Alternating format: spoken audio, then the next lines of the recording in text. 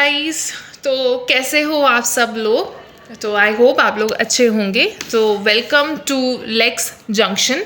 तो हम लोग यहाँ पर एक सीरीज स्टार्ट करने वाले हैं कॉन्ट्रैक्ट लॉ सेकेंड पार्ट की।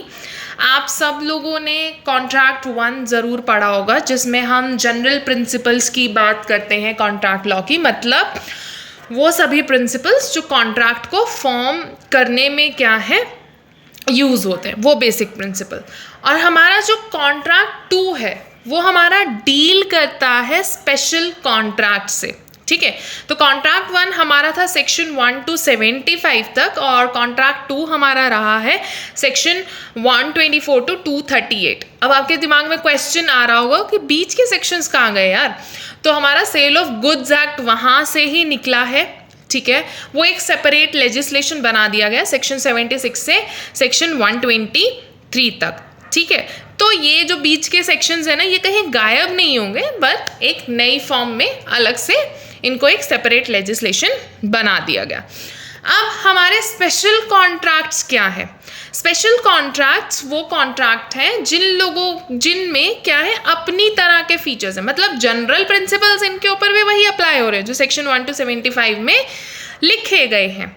ठीक है, लेकिन इन लोगों के भी अपने कुछ स्पेशल फीचर्स है। ठीक है, इन लोगों की अपनी कुछ क्या है स्पेशल ट्रेट्स लगा लो, स्पेशल कैरेक्टर्स हैं जो क्या है इनको एक दूसरे से डिफरेंट करते हैं। ठीक है, तो कितने तरह के स्पेशल कॉन्ट्रैक्ट्स हमारे पास हैं। हमारे पास सेकेंड पार्ट में 5 तरह के कॉन्ट्रैक्ट्स हैं। So first is your contract of indemnity, then it is your guarantee, फिर हमारे पास है बेलमेंट, और फिर प्लेज और एजेंसी। तो हमने जो ये सीरीज स्टार्ट की है अब कॉन्ट्रैक्ट लॉ की, तो इसमें हम 1 by 1 इन सभी कॉन्ट्रैक्ट्स को क्या है जो ये स्पेशल कॉन्ट्रैक्ट्स हमें दिए गए हैं सेक्शन 124 से लेकर सेक्शन 238 तक, तो हम क्या है इन सभी स्पेशल कॉन्ट्रैक्ट से क्या है यहाँ पर डील करेंगे। ठीक है, इनके फीचर्स देखेंगे, इनमें क्या क्या डिफरेंसेस हैं एक दूसरे से वो हम देखेंगे। ठीक है, तो हमारी आज की वीडियो का जो स्पेशल कॉन्ट्रैक्ट है, यानी कि फर्स्ट जो हम काइंड पढ़ने वाले हैं स्पेशल कॉन्ट्रैक्ट का, वो है हमारा इंडेमनिटी, जो हमें गिवन है सेक्शन 124 और सेक्शन 125 में राइट्स गिवन है वहाँ पर इंडेमनिटी होल्डर के।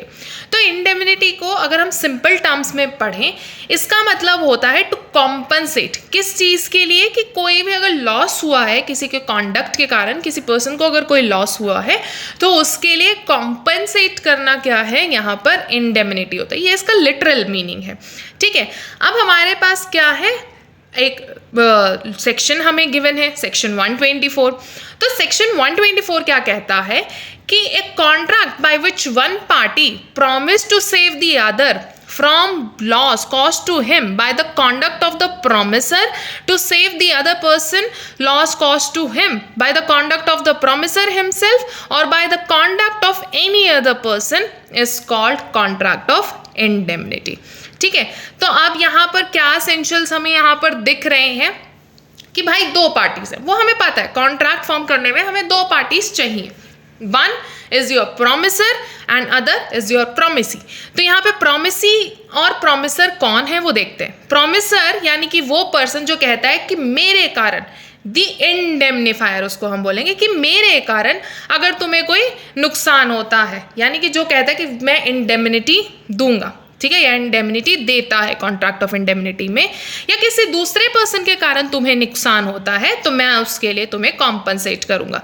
यानी कि जो नुकसान की भरपाई करेगा वो इंडेमनिफायर, और जिसका नुकसान हुआ है, ठीक है, वो होता है हमारा इंडेमनिटी होल्डर या इंडेमनीफाइड। ठीक है, जिसको क्या है इंडेमनिटी मिलती है। ठीक है, समझ आया। हमारे पास 2 पार्टीज हैं यहाँ पे, एक इंडेमनीफायर जो प्रॉमिस करता है कि मैं तुम्हारे नुकसान की भरपाई करूंगा, और दूसरा जिसके नुकसान की भरपाई की जाती है। ठीक है, किसके कारण, मेरे या किसी और पर्सन के कारण अगर तुम्हें कोई नुकसान होता है। तो मतलब ये बात क्लियर है यहाँ पर कि हम यहाँ पे बात कर रहे हैं कौन से नुकसान की, जो किसी ह्यूमन एजेंसी ने किया हो। ठीक है, सेकेंड एसेंशियल जो हमारे पास यहाँ आता है वो कहता है promise to indemnify against the loss caused either by the promisor himself or by the conduct of any other person। ये हमें समझ आ गया कि वो प्रॉमिस जहां पर मैं तुम्हें बचाऊंगा मेरे द्वारा किया गया कोई नुकसान से या किसी और के द्वारा। ठीक है, अब एक सवाल दिमाग में आया होगा आप सबके कि भाई ये थोड़ा थोड़ा इंश्योरेंस जैसा है ना। तो भाई हाँ, कुछ इंश्योरेंसेस जैसे कि लाइफ इंश्योरेंस हो गया, हमारे मरीन इंश्योरेंस हो गए, वो कॉन्ट्रैक्ट ऑफ इंडेमनिटी के अंडर डील किए जाते हैं। ठीक है, लेकिन जो हमारा लाइफ इंश्योरेंस हो गया या पर्सनल एक्सीडेंट जैसे इंश्योरेंस होते हैं वो इसमें कभी भी क्या है, डील नहीं होते हैं। ठीक है, क्योंकि जो हमारी लाइफ है उसके क्या है, हम वैल्यू को मॉनेटरी टर्म्स में कैलकुलेट नहीं कर सकते हैं, राइट।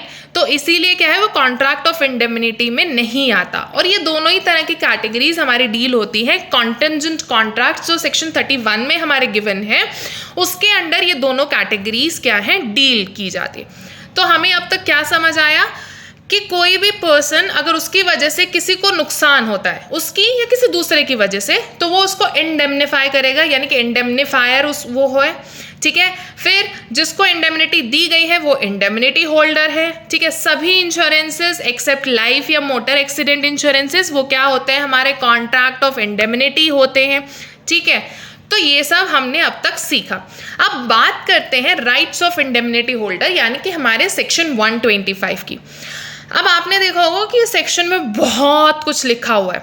ठीक है, बहुत बड़ा बहुत कुछ लिखा हुआ है, लेकिन घबराने की बात कुछ नहीं है, बहुत इजी चीज़ें इसमें लिखी हैं। हम सिर्फ 3 चीज़ों पर बात करेंगे।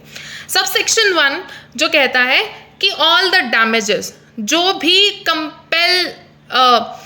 कंपेल कर सकता है हमारा इंडेमनिटी होल्डर, अगर उसको किसी सूट के रिस्पेक्ट में पे करने पड़े, देन कोई भी कॉस्ट उसको बेयर करना पड़ा इन ब्रिंगिंग और डिफेंडिंग सम सूट। ठीक है, वो कंपेल कर सकता है सामने वाले को, भाई मैंने ये किया है तो मेरे को दो कॉस्ट, ठीक है, जो मैंने बेयर किए हैं। Then third, all the sums, अगर उसने कोई भी सम्स ऑफ मनी अगर उसने पे की है during compromise of such suit. ठीक है, उस सूट के कॉम्प्रोमाइज में। तो क्या 3 चीजें मेन है यहाँ पे, कोई भी डैमेज उसने बेयर किया, कोई कॉस्ट उसने बेयर किया, तीसरा कोई भी सम उसने पे किया किसी भी सूट के कॉम्प्रोमाइज के दौरान, तो वो सब क्या है, एक इंडेमनिटी होल्डर एंटाइटल्ड है पाने के लिए।